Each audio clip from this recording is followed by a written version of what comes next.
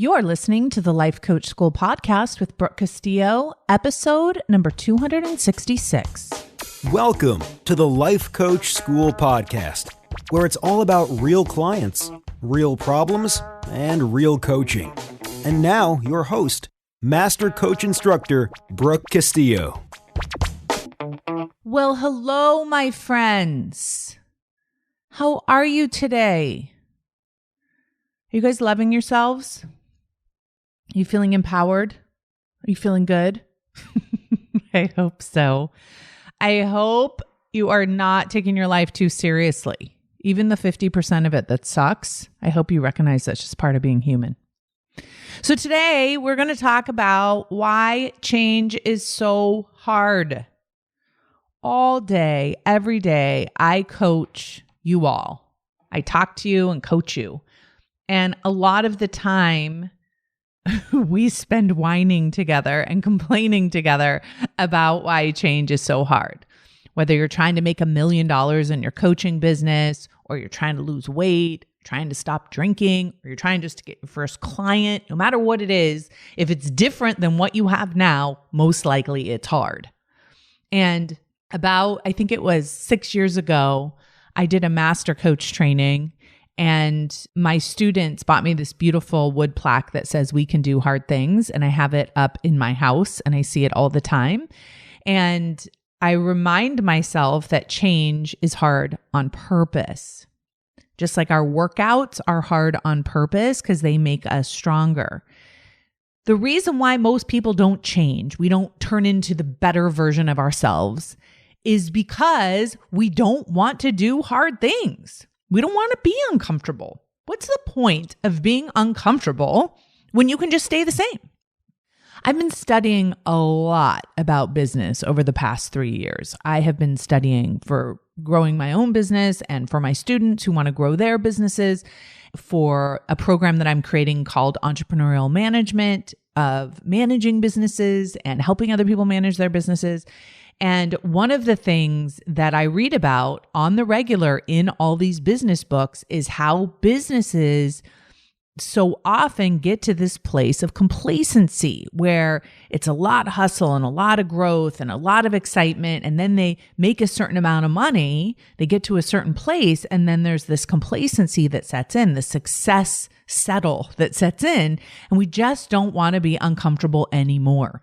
And so how do we reconcile that? How do we make sense of being willing to be uncomfortable and also being at peace and being happy in our lives and inviting that discomfort in?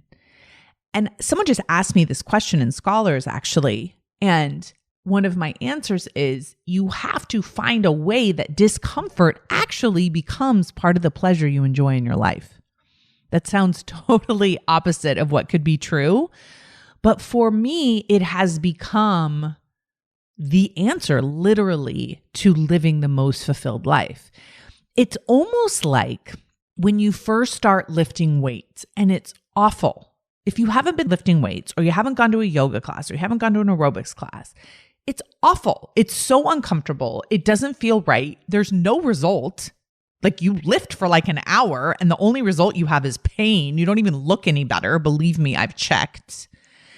And you just want to quit immediately. You're like, what is the point of doing this heavy thing that makes me uncomfortable, doesn't make me look any better, and I have to, lay on the ground or take an ice bath for the next 3 days? That doesn't make any sense. But it's almost like the more you embrace the discomfort of it, the more you plan on it, the more you embrace it, the more you know that it's part of the deal, then it's almost like you start looking forward to that hard workout that's going to hurt so good. Once you get into shape, you're like, ooh, I'm going to go lift heavy today. I'm going to be sore tomorrow. And there's an ounce of pleasure in it, even though it's hard.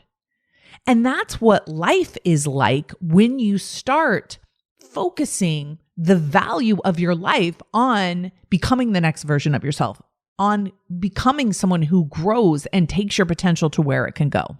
Now, people misunderstand this a lot. They think that when I say, hey, go to the next best version of yourself, or challenge yourself, or grow, or set bigger goals, that I mean, do that so you'll become more worthy.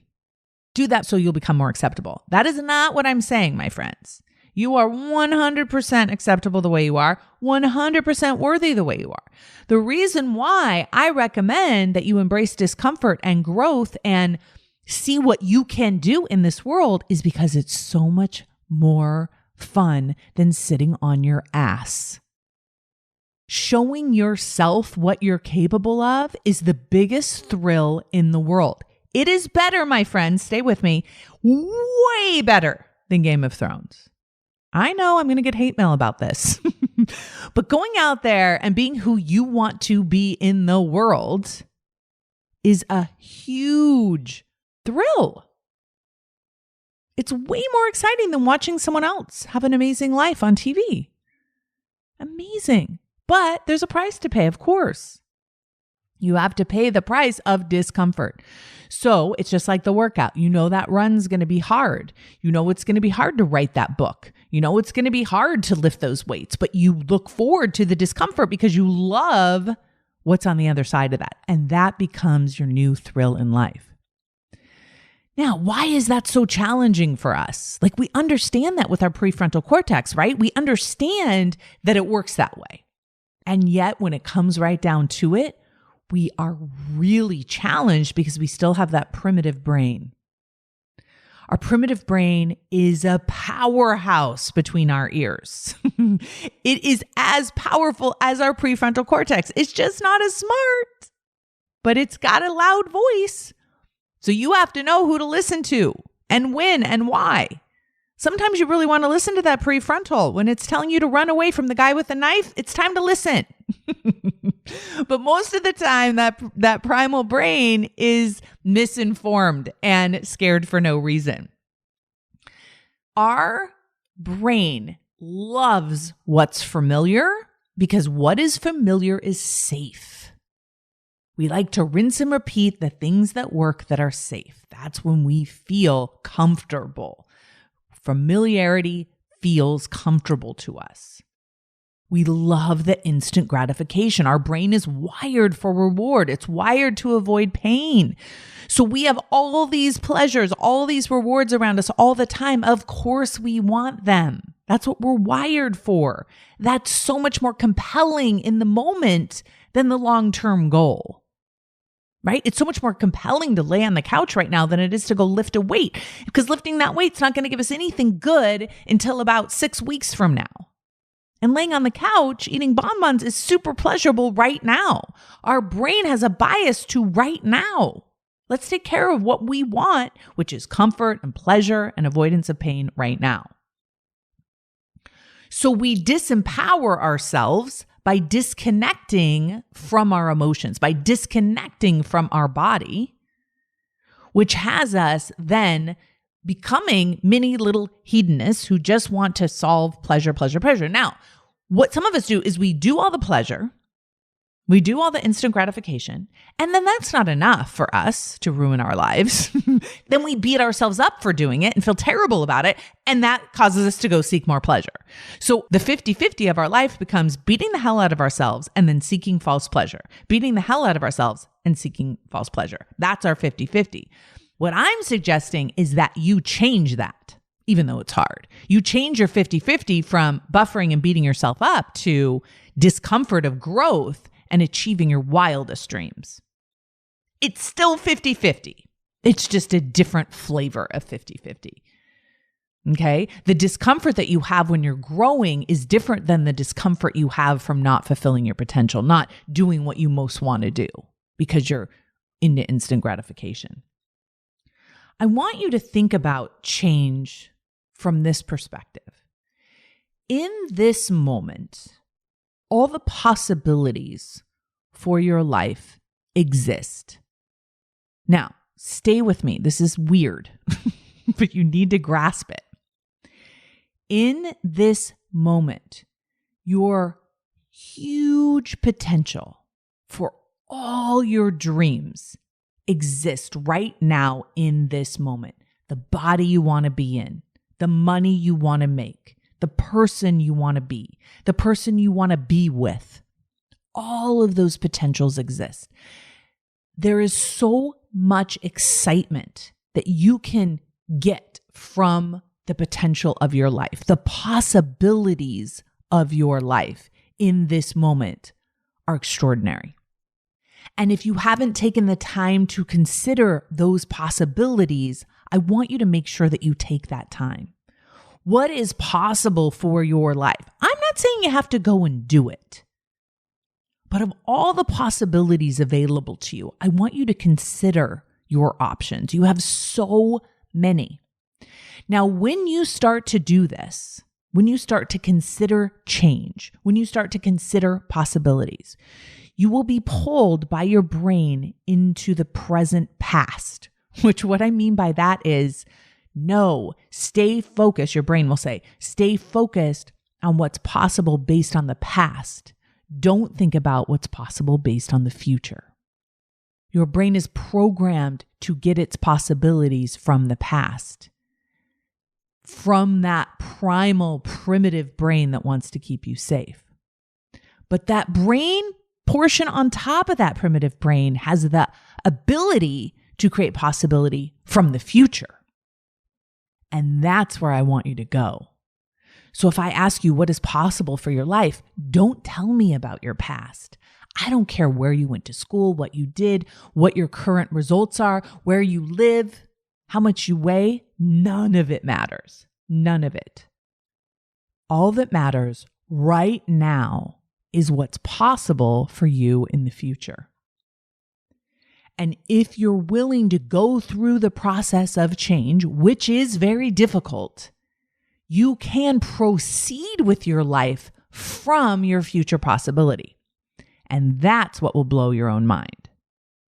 So one of the things that I've taught you on the podcast, and one of the things that's kind of interesting to consider, is to pre-experience your success, to visualize and be present in your possibility of success now, to be the person who is that, not the person who will be that, but the person who is it now.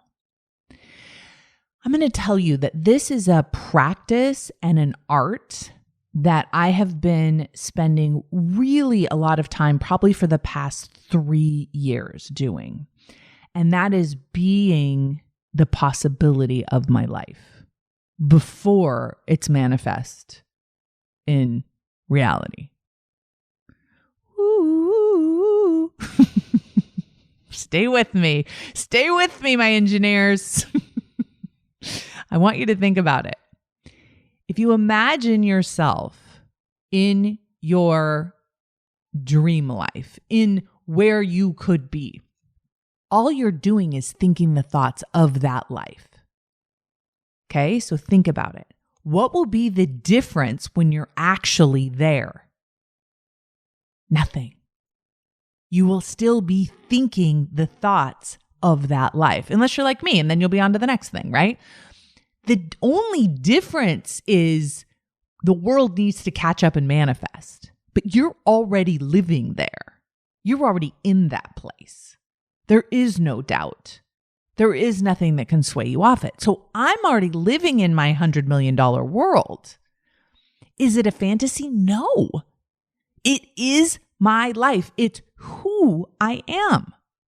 Now, when I go to take action from that place, I already have access to the thoughts that are going to create it. See, when you think about your brain and you believe that your thoughts create your results, and you look at what your brain is thinking in order to see what results you're going to create, it's almost like looking at the menu of your life when you look at your brain.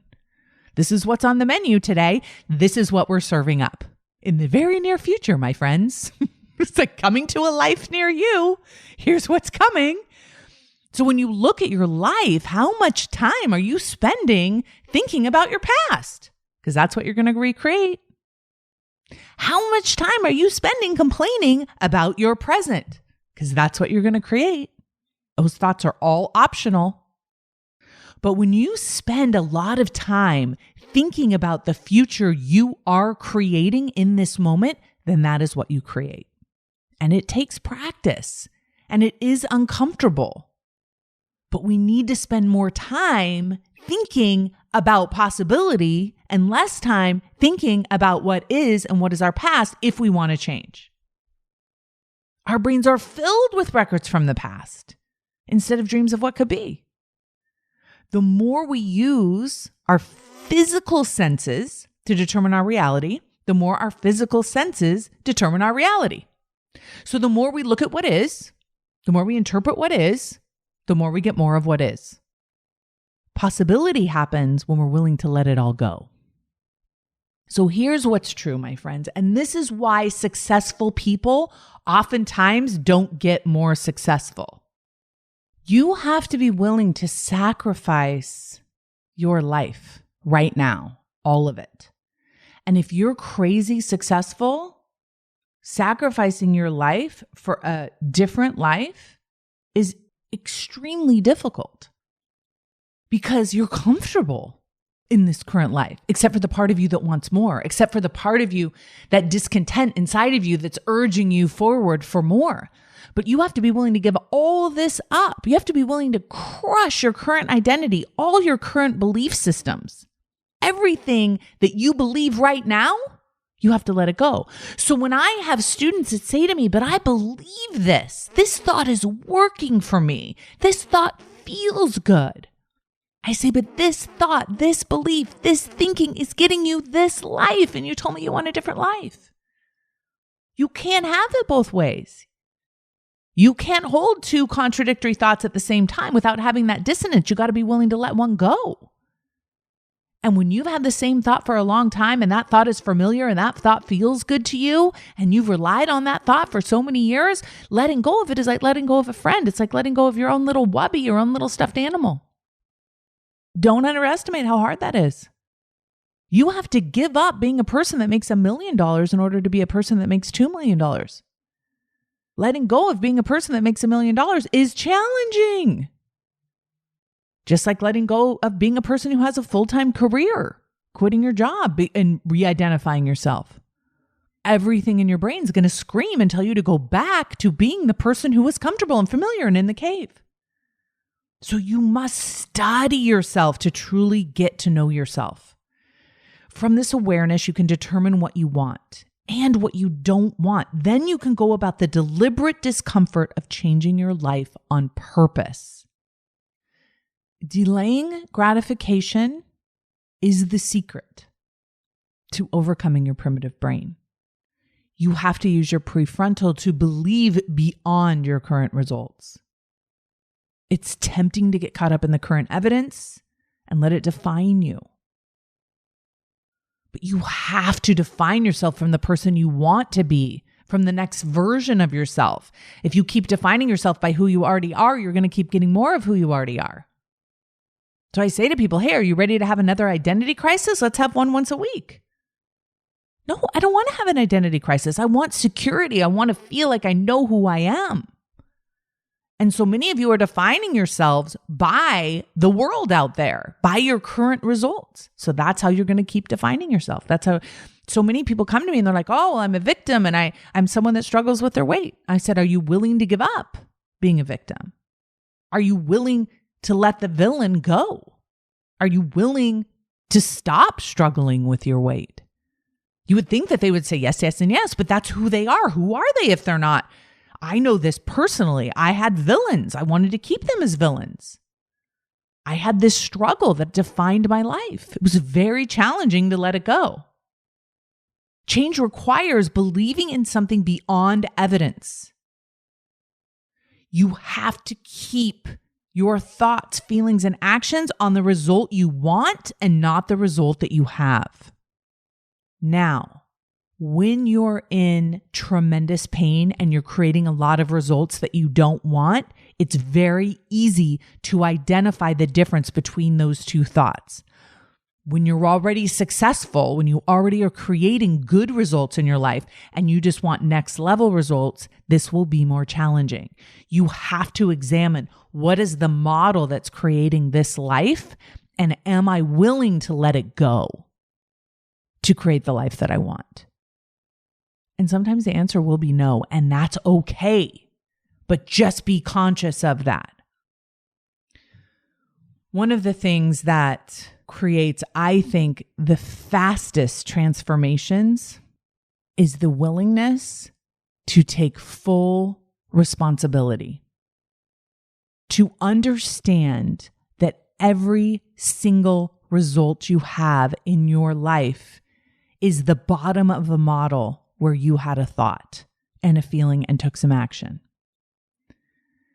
You will resist this knowing. You will resist owning a lot of your results because you will see that the circumstances caused it, or you will see that you had no control. But when you put the R, the result that you have in your life, in the R line, and then you trace it back up to your thinking and you take responsibility for that, that agency, that authority, that responsibility will make you come alive. Because if you see your life being at the effect of what is happening out there in the world, you will always struggle to try and change the world. And that shit does not work. You do not change the world and then change yourself. You change yourself and then the world changes. That is the only way it's ever worked. Your thoughts are never a secret. They're manifested in the results of your life. If you want to know what someone's thinking, look at their life. If you want to know what you're thinking, look at your life. So when people come to me and they tell me, here's what I've been thinking, I always say, no, it's not. I know that's not what you're thinking. You know how I know? Look at your results. They're like, this is what I believe. That's not what you believe. You believe the opposite of that. Look at your results. So then they want to beat themselves up for not believing correctly. It's just simply math. Don't beat yourself up over a math problem. Just notice the reality of it. What I believe right now, my capacity for believing something right now is evident in the results I've created. It's a beautiful thing. It's a great thing to know. You must examine your mind. You must become aware of what it is thinking about. You must supervise it. You must direct it. Because if you don't, it will take you on a wild carpet ride based on old, evolved ideas about what's out there in the world.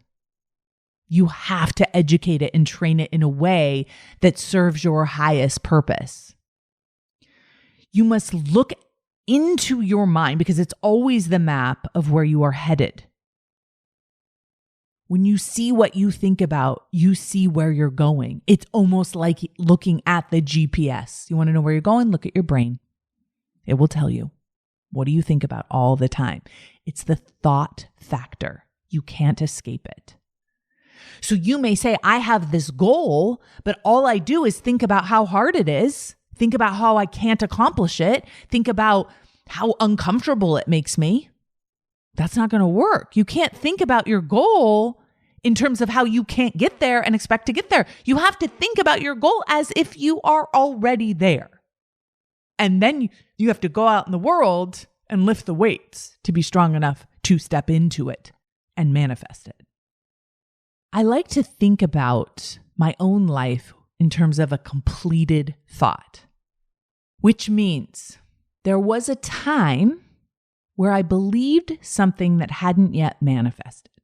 For example, I believed that I would marry a wonderful man. Okay? When I aligned my model with that result, that thought was complete. That thought was manifest in my life. I saw the power of having thought that thought and then created that result. That's a completed thought. So there will be times when you are in the midst of that completed thought, where that completed model hasn't actually manifested yet. So for example, right now, when I think about making $100 million, that thought has not completed. It has not shown up yet visibly to y'all. It's completely visible to me. It just hasn't manifested yet, right? So I'm thinking it, I'm feeling it, I'm acting it. The result isn't there yet. It hasn't fully been completed yet, but I am in that thought process. So I think it's useful sometimes to look at thoughts that were once in the past that have now been completed, that have now been fully aligned, to see the power of, hey, I remember when I first had that thought, and I remember now when that thought result was manifest. Because when you see all the evidence, there is no evidence against it. When you see all the evidence in your past about how your thoughts created the results, look at all the results in your life, find the thought that caused it. It is magnificent to see how powerful you are. And then you really get nervous about, wait a minute, what are the thoughts that I'm thinking now? Because I'm going to see them be manifest. I'm going to create them in my life. I'm going to have that result in my life. So I need to think about it. So change is hard because it requires us to be aware. It requires us to be uncomfortable. It requires us to give up and sacrifice the life we have now, the thoughts we have now, the beliefs we have now for the life we want to have, which means we have to completely obliterate our identity over and over and over again. The core of who you are will always be worthy, but this game of humanness is ever evolving. And you're either moving towards more of what you want, or you're just repeating more of what you don't want, or more of the same if you don't want to grow. And I'm not saying that one is better than the other. For you, I don't know for you. I just want to make sure that you make that choice consciously. You decide on purpose that you're going to grow or that you're not going to grow. Your life's still going to be 50-50. You're going to be uncomfortable either way. So you know what I say? If you're going to be uncomfortable either way, you might as well see what the heck you can do with this lifetime. You might as well blow your own mind and be super proud and see the power of your mind take hold. Make the change that you want to see. Be that change. Really be it right now. Because why the heck not? That's what makes life so magical to me. Not because we're humans just suffering on the planet, but because we're humans creating our experience in life. Experiencing life is about creating life. Creating our interpretation of what is, and then creating the possibility of what can be. So change is hard, but who cares? Do it anyway. All right, my friends, have a beautiful week. Talk to you next week. Bye-bye. Hey, if you enjoy listening to this podcast, you have to come check out Self-Coaching Scholars. It's my monthly coaching program where we take all this material and we apply it. We take it to the next level and we study it. Join me over at thelifecoachschool.com/join. Make sure you type in the THE lifecoachschool.com/join. I'd love to have you join me in Self-Coaching Scholars. See you there.